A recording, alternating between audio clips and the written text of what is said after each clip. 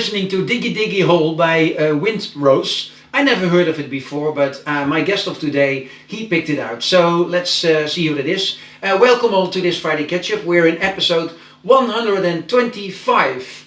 And it is, well, we are bringing this on Friday the 31st, I think, 31st of January.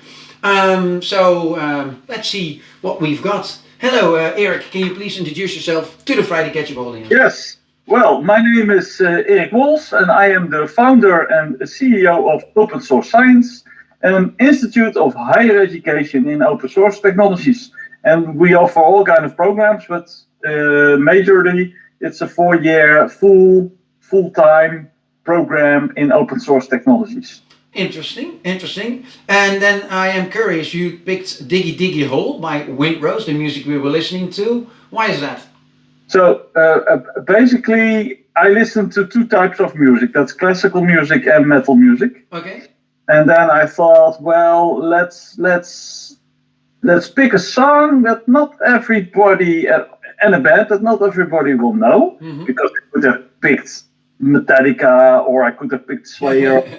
Sepultura, but that are better known bands, and Windrose is a funny band. I've been to their last live concert in the Netherlands in 's-Hertogenbosch in last year. Okay. It was quite interesting. Yeah.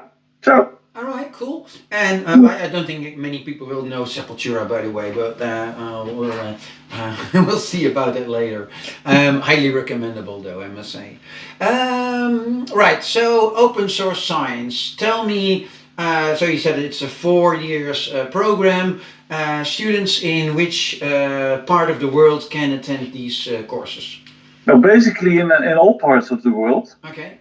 So the full education is online. Yeah. So we run an OpenEDX environment, and there all the content of the courses is both in written and video material, exercises, exams. Everything is online present, and we have professors which help the students when they have questions, or professors can shoot in extra video meetings. Yeah. We organize video meetings, we organize masterclasses, and we organize events like our hackathon Vosfest, which we are doing now on the 21st and the 22nd of February this year. Okay, which URL should people go to if they want to know more about this? The URL, you can paste it on the words, right? Yeah, I do. So, but you can go to it, you can register as a participant. You can also still register as a sponsor if you would like that. Okay. Currently, at this moment, the count of this morning, we have 214 participants. All right. From 8 different countries. Wow. And from 14 universities. Oh, okay. Wow, quite a large mixture of group of people. Yeah, and we are broadcasting the event from the Berlin School of Business and Innovation, which is a private university in Berlin, and it's a partner of us. So it will be a big event. Yeah, I saw some big names you already have as speakers at this hackathon, right? Yeah, we have a certain Emil Brock. Never heard of him. Maybe no, but Jos Poortvliet, one of the founders of Nextcloud, and he is coming to the event. Oh, in Berlin. He will be coming live to our studio because he lives in Berlin, right? So that makes it easier. We have Jeroen Bate, a well-known Linux expert from the Netherlands. We have Divya Mohan from SUSE. My colleague. Hello, Divya, shout out to you. Ronald Otto from Tuxis. We have Peter van Vliet from Masking Technologies. We have Lorenzo Mangani from QXIP. We have Professor Dr. Murthy, which is a famous Indian professor, and one of the people who brought Linux to India. All right. And many years ago. And I forget. Richard Vergezen. Richard Vergiezen. Richard Vergiezen, yes, of Yeah. course. Our chief of operations is going to speak about Odoo OK development. All right. Yeah. Oh, Yeah, it's no, quite a lot. no. Hey, and which technology? So you say it's a 4-year study. Which open source technologies are part of this curriculum? Oh, a lot, but basically, Like Linux, Kubernetes, but also content management systems. basically, we do a lot. We start with open source best practice because we believe it's most important to start with understanding of the license structure Mm. and how open source communities operate. Yeah. But we do a full Linux LPI certification program into LPIC 1, LPIC 2, Wow. and LPIC 3 DevOps. Yeah. We do a full Python certification program with 3 different Python certificates from the Python Institute. Yeah. We teach C++, C, Rust, all kinds of database technologies. And of course, we do real life projects, Yeah. meaning that the students in every year are going to do a real open source project Oh, in cool. which they will collaborate with other students, but also with people already working in the open source project. All right. Cool. So, like the UbiPorts community, Yeah. doing Yeah. Ubuntu Touch apps, but also we have on our website, people can see who we have as partners, as Yeah. open source partners, and it's Yeah. quite a lot of companies. Yeah. Yeah. And we can still use more All right. Yeah. because we want to become the biggest open source educational institute in the world. Wow, that's an ambition. That's the ambition. Yeah. Well, Yeah. Cool. there are not too many people, not too many institutes which have a full open source program. In fact, there is none. No. Nobody else does No. it. So fully to train people in becoming an open source engineer. Yeah. Yeah. I don't know if I ever told you. I did more than 10 years ago, before I joined SUSE, a lot of talks about what I call the open generation gap.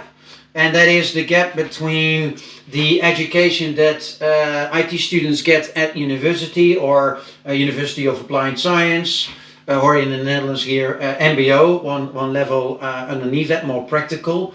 Yeah. So the difference between what they get at schools and what they need to use if they are actually in the outside world. And that gap is what I call the open generation gap. And there was a big gap, and I really encourage universities to fill that gap. And you are 100%. It's quite curious, right? So Linux has 96.8% of all internet infrastructure runs on Linux. Yeah. And if you look in the Netherlands and you look at, but I'm sure it's also for the rest of Europe, maybe Germany a little bit better, but if you look at the Netherlands and you look at our HBOs, so our professional universities, you look at our skill universities, our MBOs, and you look at our research universities, which the only ones are which are called universities in the Netherlands, around 0.6% of their curriculum is open source. Yeah. And that's, of course, totally stupid. Yeah. How is it possible that the world infrastructure is running in open source and that universities are not teaching it? Yeah, it's because of money talks. That's the reason, and it's as we all know, there is a lot of money in open source technology as well. I always try to make sure that there is not being talked about commercial software and open source software, because open source can also be commercial. Absolutely, and that's why it's definitely not the how you say that the commercial institutes that are helping the IT students in the Netherlands are the big, the big IT companies who are in proprietary dominantly. So Yeah. you see that the University of Applied Science are very much into the proprietary software as well. But I can tell you, I've been walking around in the educational branch for quite a while, for about 20 years. And if you talk to teachers, many teachers, they really would like to do more on open source technologies than they do now. Yeah. Yeah, I've been there too, of course. So Yeah. I started teaching when I was 22. So I'm now 54. All So right. it becomes every time more difficult to calculate how many years is that. But it did happen, of course. I know when I introduced Linux on when I was working at a skill university. Yeah, that's now what we call an MBO. Yeah. In the Netherlands, but internationally it's called the Skill University. Yeah. When I introduced Linux there, that went quite well for about 1 or 2 years, and then from the top down came the question, "Why are you teaching that?" Yeah, we had this important meeting with this guy from Microsoft, and he was really pissed that we are teaching Linux. He said nobody uses that. So that was always the case. What happened? Then you had to remove it. Or we were teaching Postgres SQL. Yeah. Yeah.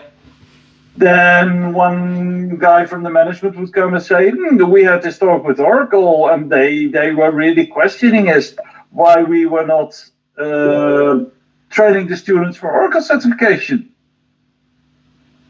Yeah. And that's always the case. And the management, of course, doesn't understand. Yeah. No. So it's, yeah, it's a lot of explaining that we need to do. But I really think that we are moving in the right direction, and initiatives like yours, like the open source science, are really helping us push in the right direction. Thank you all very much for watching. Have a wonderful weekend. Erik, thank you very much as well. And yes. If you want to know more about open source science, I'll put the URL underneath again.